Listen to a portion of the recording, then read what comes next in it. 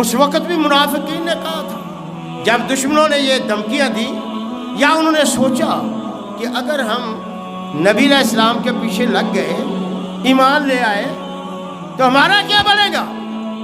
قرآن نے ان کے لفظ نوٹ کیے ہیں کہ نتبع الہدی معک نتخطف من ارضنا۔ جناب پیغمبر علیہ السلام اگر ہم ایمان لے آئے، ہمیں یہاں کون رہنے دے گا؟ ہم تو بھوکے مر جائیں گے، ہمیں یہ نکال دیں گے، قبضہ کر لیں گے، مار دیں گے۔ آج کوئی کردار بدلے ہیں، چہرے بدلے ہیں، منصوبہ سازش پروگرام وہی چل رہے ہیں یہودیوں اور عیسائیوں اور دشمنوں کے۔ کیا آج ہم نہیں کہتے؟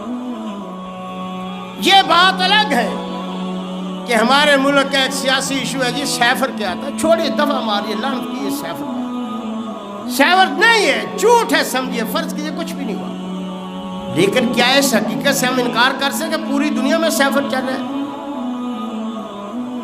عراق میں کیا ہوا، لیبیا کے ساتھ کیا ہوا، افغانستان میں کیا ہوا، اور ہمارے ساتھ بھی کیا نہیں کچھ ہوا؟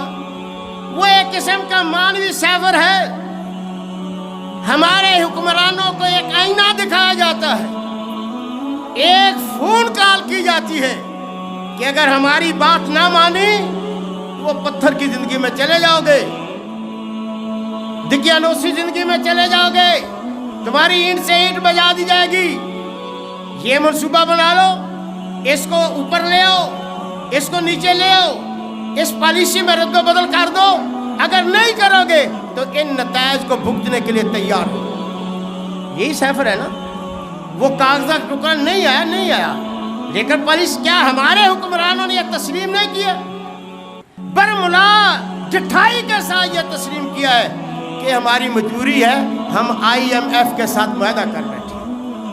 تو یہی سیفر ہے نا، یہی یہودیوں کی سازش تھی نا، یہی وہ اقتصادی غلبہ تھا، یہی معاشی پالیسی تھی کہ ان نتبع الہدی معک نتخطف من ارضنا۔ اگر تم نے دین کو اپنایا، اگر اسلام کو ظاہر کیا، اگر یہاں تم نے دینی اقدار کو غلبہ دیا، ہماری بات نہ مانی تو ہم تمہیں قرضہ نہیں دیں گے۔ یہی سیفر ہے، اور یہ اس وقت سے لے کر آج تک ساتھ ہو رہی ہے۔ ہم مانیں نہ مانیں، مگر حقائق، زمینی حقائق یہی ہے کہ آج ہم بھی اسی طرح دشمن کے سامنے آنکھیں بند کر کے سمجھتے ہم بچ جائیں گے؟ نہیں۔ لَتَجِدَنَّ أَشَدَّ النَّاسِ عَدَاوَةً لِّلَّذِينَ آمَنُوا الْيَهُودَ وَالَّذِينَ أَشْرَكُوا۔ دنیا کی ہر حقیقت غلط ہو سکتی ہے، دنیا کا ہر واقعہ غلط ہو سکتا ہے، مگر جو قرآن کہتا ہے وہ غلط نہیں ہو سکتا۔ لَا تَتَّخِذُوا الْيَهُودَ وَالنَّصَارَىٰ۔ اللہ نے چیلنج کر کے ہمیں کہا ہے کہ تمہارا بدترین دشمن یہ ہے، یہ کفار تمہارے دشمن ہیں۔